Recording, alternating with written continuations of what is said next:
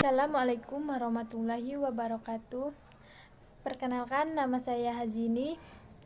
Baiklah, terima kasih kepada moderator atas kesempatannya. Baiklah, kali ini saya akan menjelaskan tentang lingkungan sosial, yaitu pengertian lingkungan sosial, interaksi manusia dengan lingkungan sosial, elemen dalam lingkungan sosial, jenis lingkungan sosial, dan proses interaksi sosial. Nah, kita lanjut poin pertama. Definisi lingkungan sosial. Menurut Yudhistira, mengungkapkan bahwa lingkungan sosial dapat berupa kultur, adat, kebiasaan, kepercayaan, agama, standar, dan gaya hidup, pekerjaan, kehidupan kemasyarakatan, serta organisasi sosial dan politik. Itu lingkungan sosial merupakan manusia-manusia lain yang ada di sekitar, seperti tetangga-tetangga, teman-teman, bahkan orang lain yang ada di sekitar kita yang belum kita kenal pun. Faktor-faktor interaksi sosial. Nah, di sini ada beberapa faktor interaksi sosial. Yang pertama yaitu faktor imitasi atau peniruan. Imitasi dapat mendorong seseorang untuk mematuhi kaidah-kaidah dan nilai-nilai yang berlaku di masyarakat. Nah, proses imitasi dapat bersifat positif dan juga ada yang bersifat negatif. Yang bersifat positif yaitu imitasi dapat mempertahan norma-norma dan nilai-nilai yang berlaku ada di masyarakat. Sedangkan faktor negatifnya yaitu di mana remaja-remaja dapat meniru perbuatan atau gaya-gaya masyarakat kebaratan. Yang kedua yaitu sugesti. Sugesti adalah proses psikologis di mana seseorang membimbing pikiran, perasaan, atau perilaku orang lain. Menurut topik psikologis, menggunakan dua kata suggest atau suggestion dalam percakapan sehari-hari. Yang selanjutnya, poin yang ketiga yaitu identifikasi. Nah, identifikasi merupakan kecenderungan atau keinginan dalam diri seseorang untuk menjadi sama dengan pihak lain. Nah, kata identifikasi ini kita ingin berinteraksi dengan orang lain atau sebaliknya. Yang keempat yaitu simpati. Simpati adalah suatu proses ketika seseorang berpihak lain. Faktor utama adalah perasaan atau memahami orang atau pihak lain. Akan tetapi simpati timbul tidak atas dasar logis rasional, tetapi berdasarkan penilaian perasaan, proses identifikasi. Nah, selanjutnya elemen-elemen dalam lingkungan sosial. Di sini ada beberapa yaitu teman bergaul. Nah, teman bergaul ini dapat mempengaruhi sangat besar pengaruhannya dalam jiwa anak. Nah, apabila anak bergaul dengan orang yang tidak sekolah mungkin dia akan terpengaruh, dan mungkin teman yang tidak sekolah kan malas belajar. Nah, di situ anak yang bersekolah juga mungkin akan terikut malas belajar. Yang poin yang kedua yaitu lingkungan tetangga. Dalam kehidupan sehari-hari kita tidak luput dari tetangga. Nah, karena manusia makhluk sosial dan tidak dapat hidup sendiri. Tetangga ini sangat besar pengaruhnya terhadap jiwa anak. Nah, apabila tetangga kita berpendidikan tinggi, seperti misalkan tetangga dokter, polisi, insinyur, dan dosen. Nah, maka akan timbul dalam diri anak itu untuk seperti tetangganya itu, untuk mencapai cita-citanya. Selanjutnya, aktivitas dalam masyarakat. Nah, aktivitas juga sangat besar pengaruhnya terhadap jiwa anak. Apabila anak itu terlalu banyak mengikuti organisasi, mungkin dapat pembelajarannya juga terbengkalai. Selanjutnya, jenis-jenis lingkungan sosial. Nah, di sini ada dua jenis lingkungan sosial. Yang pertama lingkungan primer, dan ketiga lingkungan sosial sekunder. Di mana lingkungan sosial primer adalah salah satu jenis lingkungan sosial yang dimana terdapat sebuah hubungan yang erat di antara anggota satu dengan anggota yang lainnya, dan anggota satu saling mengenal baik dengan anggota lainnya, seperti keluarga. Nah, sedangkan lingkungan sosial sekunder adalah lingkungan sosial, salah satu jenis lingkungan sosial yang memiliki hubungan di antara anggota satu dengan anggota yang lainnya, namun sedikit longgar dan hanya berorientasi pada kepentingan formal dan serta aktivitas khususnya. Nah, seperti lingkungan kerja dan teman kerja. Selanjutnya, proses interaksi sosial. Proses sosial ini akan terjadi kalau ada interaksi sosial, karena tanpa ada interaksi sosial tidak mungkin ada kehidupan bersama. Interaksi sosial ini merupakan kunci dari semua kehidupan. Bertemunya seseorang dengan orang lain atau kelompok, kemudian saling berbicara, bekerja sama, seterusnya untuk mencapai tujuan bersama. Nah, kegiatan itu dapat dikatakan sebagai proses interaksi sosial, menjadi dasar prosesnya sosial. Selanjutnya, syarat-syarat terjadinya interaksi sosial. Yang pertama yaitu kontak sosial, berarti ada hubungan yang saling mempengaruhi tanpa harus bersentuhan dan bertemu. Misalkan pada saat berbicara mengandung pertukaran informasi, pendapat, atau apa saja yang dapat mempengaruhi cara pandang seseorang. Yang kedua yaitu komunikasi. Nah, dalam kehidupan sehari-hari kita pasti membutuhkan komunikasi. Yang selanjutnya mungkin itu yang dapat saya sampaikan. Saya akhiri. Wassalamualaikum warahmatullahi wabarakatuh, dan saya kembalikan kepada moderator.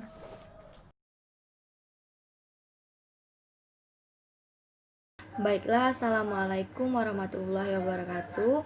Perkenalkan, nama saya Fariza Awalia. Saya dari kelompok 7. Materi dari kelompok kami akan membahas mengenai lingkungan sosial budaya dan permasalahannya. Saya sendiri akan membahas mengenai lingkungan budaya. Di dalam materi lingkungan budaya terdapat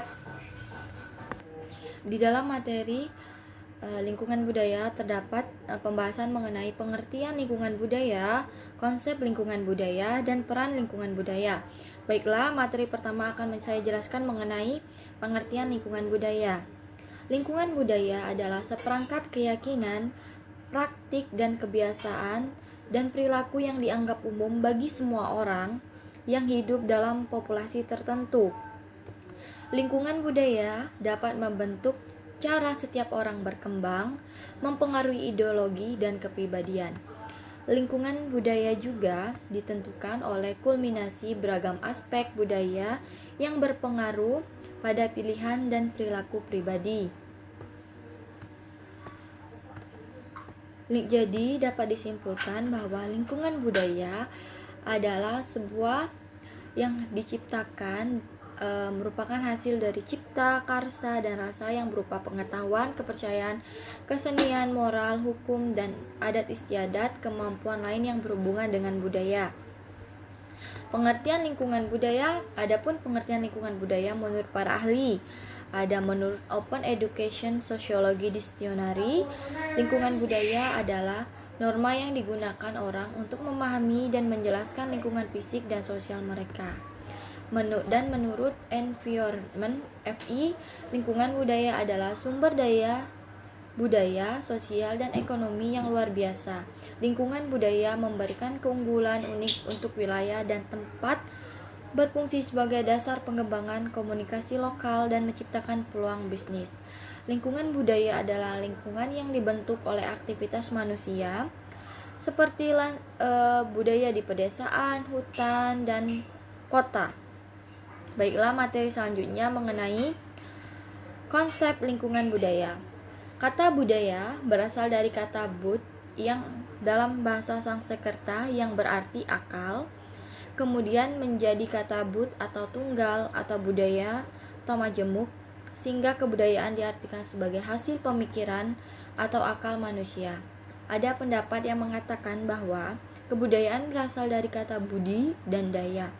Budi adalah akal yang merupakan unsur rohani dalam kebudayaan, sedangkan daya berarti perbuatan atau ikhtiar sebagai unsur jasmani. Sebagai kebudayaan diartikan sebagai hasil dari akal dan ikhtiar manusia. Kebudayaan atau kultur yang artinya mengelola, mengerjakan, menyuburkan, dan mengembangkan, terutama mengelola suatu kebiasaan masyarakat atau warga yang lama-kelamaan menjadi suatu kebudayaan. Kemudian lingkungan budaya adalah lingkungan yang dibentuk oleh aktivitas manusia, seperti aktivitas di daerah pedesaan, hutan, daerah kota, struktur arkeologi tanah, lingkungan yang dibangun di berbagai zaman, dan lain-lain. Baiklah, materi selanjutnya mengenai peran lingkungan budaya. Manusia sangat berpengaruh terhadap budaya. Kebudayaan pada manusia tersebut lama-kelamaan dapat menjadi kebiasaan dan kemudian membentuk suatu lingkungan budaya yang setiap harinya mempengaruhi kehidupan manusia. Peranan merupakan aspek dinamis dari kedudukan, yaitu seseorang yang melaksanakan hak-hak dan kewajiban. Artinya, apabila seseorang melaksanakan hak dan kewajiban sesuai dengan kedudukannya, maka ia telah menjalankan suatu peranan dengan baik dan benar. Kemudian, peranan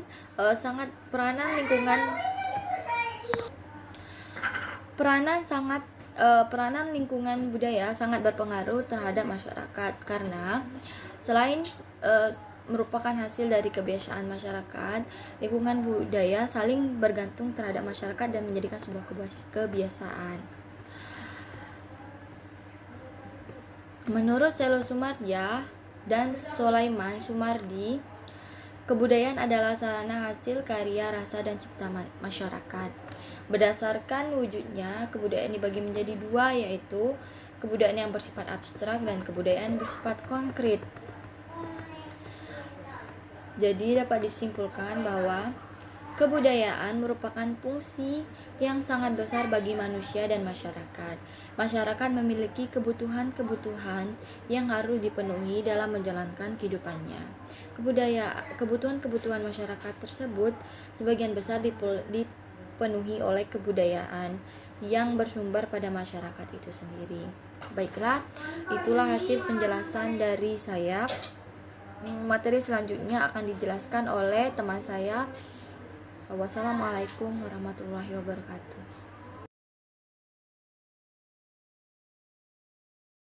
Assalamualaikum warahmatullahi wabarakatuh. Baiklah, di sini saya akan menjelaskan tentang permasalahan dan solusi dalam lingkungan sosial budaya.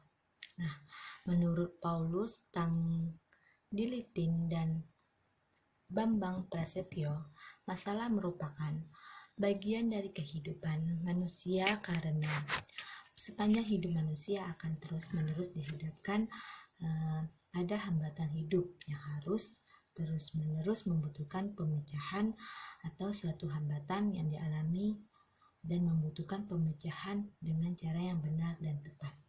Nah, di sini maksudnya yaitu setiap manusia itu memiliki hambatan hidup ataupun suatu permasalahan yang dapat terus-menerus yang dapat kita pecahkan dengan benar atau tepat. Kemudian perubahan ini terjadi pada lingkungan, baik lingkungan sosial, perubahan evolusi, perubahan revolusi maupun perubahan yang dihendaki, perubahan kecil dan besar. Kemudian pengaruh lingkungan sosial budaya terhadap perilaku, di mana lingkungan pada keluarga. Nah, di sini keluarga merupakan peran utama terbentuk dari karakter atau sifat anak, di mana keluarga ini mensosialisasikan sifat-sifat yang baik dan yang buruk. Kemudian lingkungan sekolah. Nah, lingkungan sekolah juga merupakan suatu lingkungan yang sangat mempengaruhi perilaku anak dengan cara dia mengikuti sifat temannya ataupun gaya pergaulannya, baik itu secara baik ataupun buruk. Kemudian lingkungan tempat tinggal. Nah, di sini yaitu tempat tinggal juga mempengaruhi suatu perilaku anak, di mana tempat tinggal ini banyak respon yang negatif maupun positif, tergantung anak. Misalkan anak muda terpengaruh ke hal-hal negatif, maka anak ini akan mudah terjerumus ke hal-hal yang buruk. Kemudian jika anak ini tidak terpengaruh dengan hal-hal yang negatif, maka anak ini juga lebih, misalkan bersifat lebih baik atau ke arah positif, tergantung dengan anak itu sendiri. Kemudian problematika lingkungan sosial. Nah, di mana Indonesia ini memiliki problematika yang seperti kemiskinan. Nah, kemiskinan ini relatif masing-masing orang yang tergantung pada taraf hidup masyarakat setempat. Nah, miskin ini juga dipandang karena tidak terpenuhi seluruh kebutuhan hidupnya. Nah, Indonesia banyak sekali yang masyarakatnya miskin atau kebutuhan-kebutuhannya tidak terpenuhi. Kemudian kejahatan atau kriminalitas. Nah, yang satu ini tentu di mana saja penuh orang mengalami yang namanya kejahatan atau kriminalitas, di mana kejahatan ini berhubungan dengan organisasi-organisasi yang hidup di dalam masyarakat. Biasanya kejahatan ini dilakukan oleh seseorang disebabkan karena adanya kekecewaan ataupun sakit hatinya seseorang terhadap seseorang. Nah, itu yang menyebabkan biasanya terjadinya kejahatan atau kriminalitas. Kemudian disorganisasi keluarga. Nah, yang maksud dengan di sini yaitu perpecahan keluarga sebagai satu unit karena anggota keluarga gagal memenuhi kewajibannya sesuai dengan peranan sosialnya. Nah, di sini biasanya terjadi misalkan antara orang tua, antara ibu dan ayah. Nah, di sini biasanya terjadi peperangan ataupun bukan peperangan tapi permasalahan sehingga menyebabkan perpecahan antara keluarga itu. Kemudian peperangan masalah. Peperangan berbeda dengan masalah sosial. karena peperangan merupakan masalah sosial yang paling sulit dipecahkan. Nah, biasa kita lihat di negara-negara kita ini terjadinya peperangan antara masyarakat dengan masyarakat. Nah, ini tentunya sangat sulit untuk dipecahkan. Kemudian, pelanggaran terhadap norma-norma masyarakat. Nah, masalah ini disebabkan karena adanya pelanggaran terhadap norma-norma sosial yang hidup dalam masyarakat, dapat berupa pelacuran, berpengaruh besar terhadap moral seseorang. Nah, di sini misal seorang pelacur tentunya memiliki atau melanggar suatu norma-norma yang ada di masyarakat, atau sepertinya perzinahan ataupun lainnya. Nah, itu merupakan suatu pelanggaran yang terjadi terhadap norma-norma masyarakat. Kemudian masalah kependudukan, di mana masalah ini terjadi masa-masa sosial yang lainnya, di mana menjadi pendorong timbulnya masalah-masalah seperti pertumbuhan penduduk, kemudian misalkan suatu pertumbuhan akan diikuti oleh pertumbuhan penduduk hidup lainnya, misalkan bertambahnya penduduk atau berkurangnya penduduk. Ini merupakan masalah kependudukan yang biasanya terjadi di negara-negara kita. Kemudian masalah lingkungan.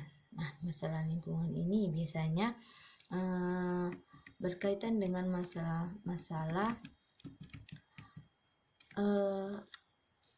tinggi arus urbanisasi, kemudian rendahnya kualitas sumber daya manusia. Nah, di sini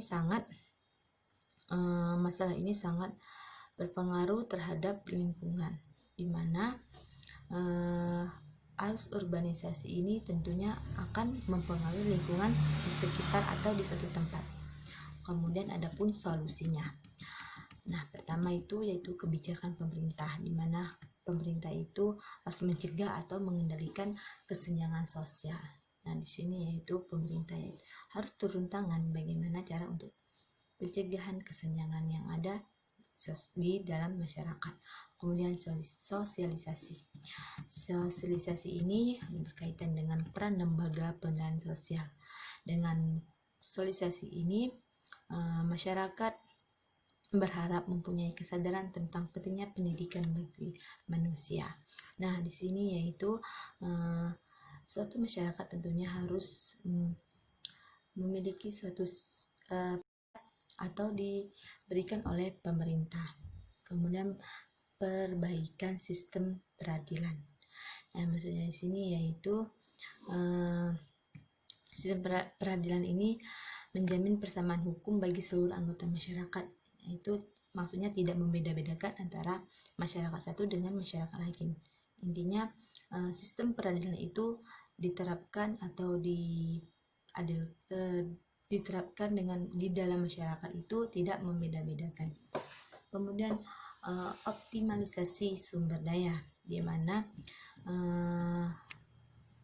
sumber daya manusia dan sumber daya alam di suatu daerah itu terjadi bencana alam atau dikatakan dengan miskin sumber daya alam. Nah, di sini yaitu terjadi misalkan suatu bencana alam ataupun masyarakat yang miskin. Dengan ini pemerintah dapat meningkatkan kreativitas masyarakat dan meningkatkan kepercayaan diri di dalam masyarakat. Nah, untuk menghindari adanya bencana ataupun masyarakat miskin. Nah, di sini yaitu pemerintah itu meningkatkan kreativitas, misalkan dengan kreativitas bakat mereka, sehingga mereka dapat mengembangkan kreativitas mereka yang ada di dalam masyarakat. kemudian pemerataan fasilitas publik, di mana sarana kesehatan dan sarana transportasi diperlukan untuk pencegahan kesenjangan sosial, terutama di daerah dan di kota. Sebab fasilitas ini merupakan suatu yang harus masyarakat itu mempunyai, sehingga daerah itu dapat meningkatkan pertumbuhan ekonomi dan memperkecilkan perbedaan dengan kota. Nah, di sini yaitu dengan adanya fasilitas di dalam masyarakat tentu akan meningkatkan pertumbuhan ekonomi yang lebih baik lagi. Nah, sekian penjelasan dari saya. Assalamualaikum warahmatullahi wabarakatuh.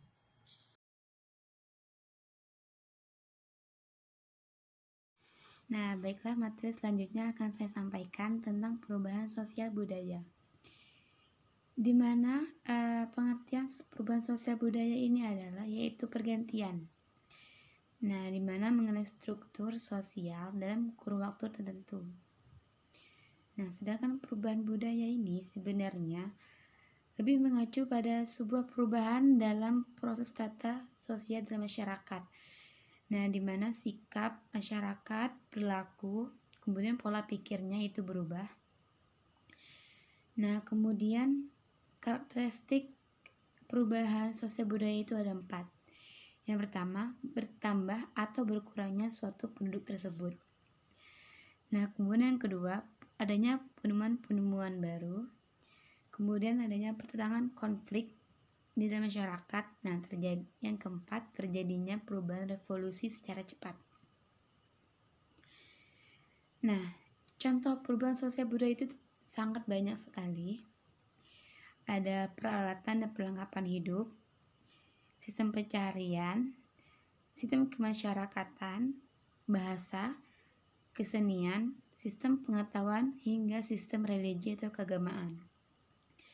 Nah, ada tokoh-tokoh dalam perubahan sosial budaya.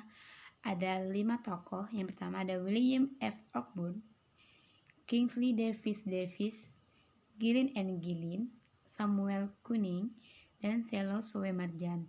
Nah, di mana para tokoh tersebut mempunyai peranannya masing-masing dan tanggapannya masing-masing tentang perubahan sosial budaya. Nah, baiklah, materi selanjutnya dilanjutkan oleh rekan saya. Terima kasih. Baiklah, Assalamualaikum warahmatullahi wabarakatuh. Perkenalkan, nama saya Akbar Imam Mutakin. NIM saya 170141277. Baiklah, pada kesempatan kali ini saya akan menjelaskan poin E, yaitu dampak perubahan sosial budaya. Jadi, dalam dampak perubahan sosial budaya ini terdapat bentuk-bentuk dari perubahan sosial budaya tersebut. Ini terbagi menjadi 4. Yang pertama yaitu dilihat dari proses, kemudian yang kedua dilihat dari pengaruh, kemudian yang ketiga dilihat dari penyebab, dan yang keempat dilihat dari hasil. Kemudian saya akan menjelaskan yang pertama, yaitu dilihat dari proses. Dilihat dari proses ini terbagi menjadi 2, yaitu evolusi dan revolusi.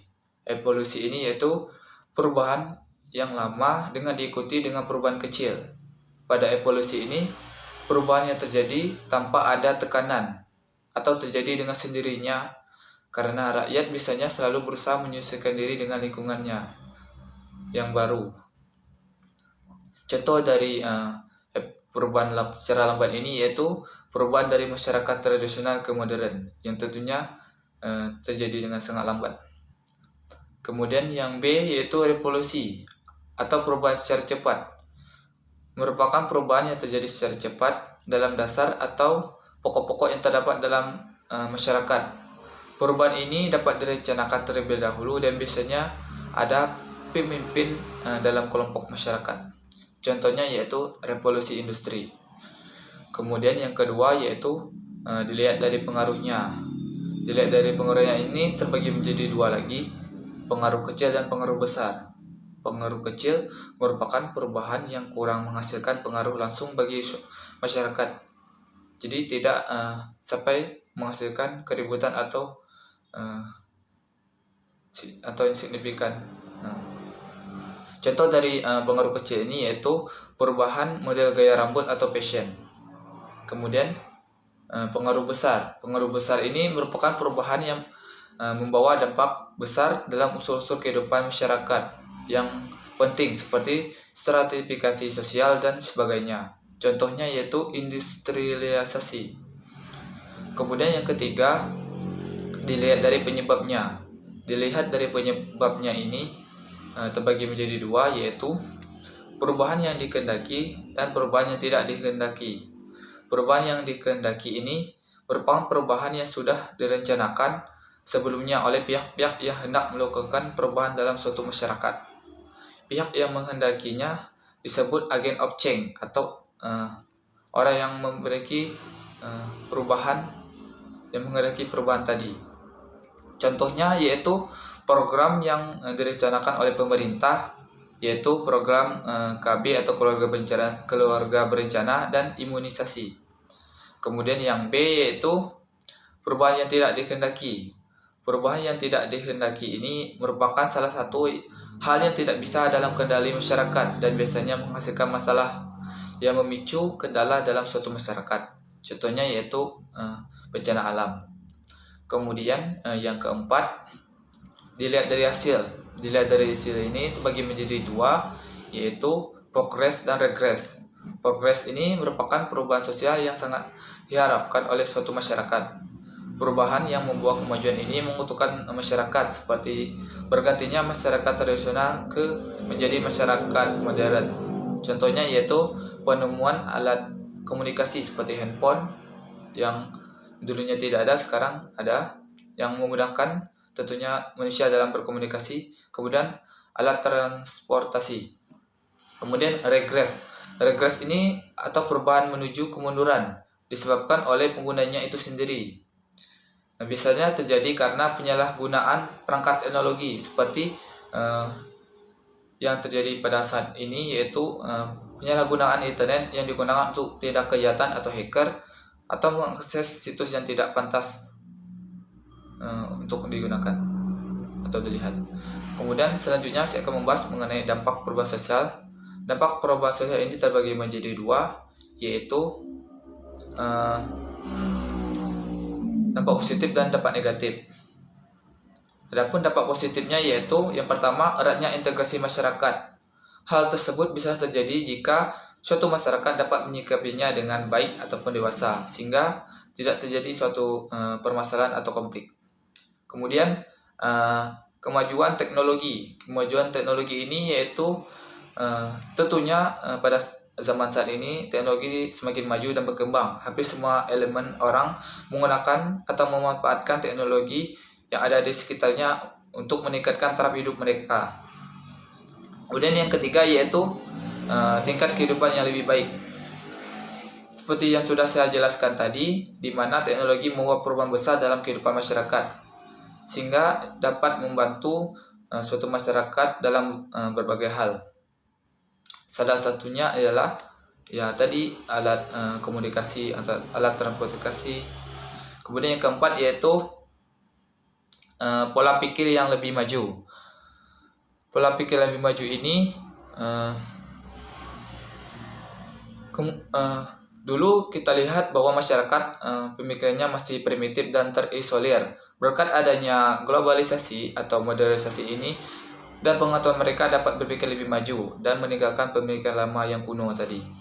Kemudian yang kelima, perubahan nilai dan tata sikap, yaitu terjadinya diskusi dan inovasi dalam kebudayaan dapat mengubah nilai dan sikap masyarakat yang semula menjadi irasional menjadi rasional. Kemudian yang keenam yaitu menemukan sikap menghargai waktu dan mau bekerja keras. Kemudian yang ketujuh, munculnya sistem pembagian pekerjaan antara pria dengan wanita menurut kemampuan mereka, sehingga semakin kecilnya tingkat diskriminasi terhadap wanita, jadi tidak ada kesenjangan antara gender. Kemudian dampak negatif dari perubahan sosial budaya tersebut, yang pertama yaitu munculnya perilaku hidup konsumtif dalam masyarakat. Kemampuan daya beli masyarakat yang meningkat membuat pengusaha yang memproduksi segala macam barang, kemudian menyebabkan adanya pola hidup masyarakat yang konsumtif. Kemudian yang kedua yaitu terjadinya ketertinggalan budaya. Ketertinggalan budaya ini yang dimana disebut kutuleg, merupakan suatu keadaan di mana terjadinya unsur-unsur kebudayaan tertentu yang tertinggal perkembangannya di tengah berbagai kemajuan unsur kebudayaan yang lainnya. Biasanya ini terjadi karena masyarakat memiliki laju pertumbuhan budaya yang lambat. Kemudian yang ketiga yaitu dekadensi moral, yaitu munculnya atau merusaknya moral seseorang yang ditujukan dari perilakunya yang bertentangan dengan nilai dan norma yang berlaku dalam masyarakat. Contohnya yaitu pergaulan bebas yang terjadi pada saat ini, seperti narkoba ataupun seks bebas. Kemudian yang keempat yaitu sikap individualis. Tentunya semakin pada saat zaman ini persaingan hidup semakin ketat sehingga nilai-nilai kemanusiaan semakin menurun. Budaya di Indonesia seperti gotong royong mulai hilang atau pada saat ini jarang sekali orang melakukan kegiatan gotong royong. Contoh saja kebanyakan masyarakat kota yang mungkin jarang berinteraksi dengan lingkungan sekitarnya. Kemudian yang kelima yaitu kriminalitas. Tentunya perubahan sosial budaya juga bisa meningkatkan atau mengakibatkan kriminalitas. Faktornya ya seperti persaingan hidupnya semakin ketat dan juga perilaku konsumtif manusia yang tidak diimbangi dengan pemasukan yang ada. Kemudian yang keenam yaitu gaya hidup. Gaya hidup masyarakat tertentu bisa merubah karena adanya globalisasi. Mereka mengikuti gaya orang luar mungkin saja dianggap tidak pantas dengan di negara mereka sendiri. Kemudian yang ketujuh yaitu kesenjangan sosial. Kesenjangan sosial ini yaitu perubahan kebudayaan biasanya hanya dinikmati oleh segelintir orang saja. Dan biasanya mereka yang memiliki taraf hidup ekonomi yang lebih baik yang bisa menikmatinya dibandingkan yang tidak atau memiliki taraf hidup yang kurang. Mungkin itu saja yang bisa saya sampaikan. Wassalamualaikum warahmatullahi wabarakatuh.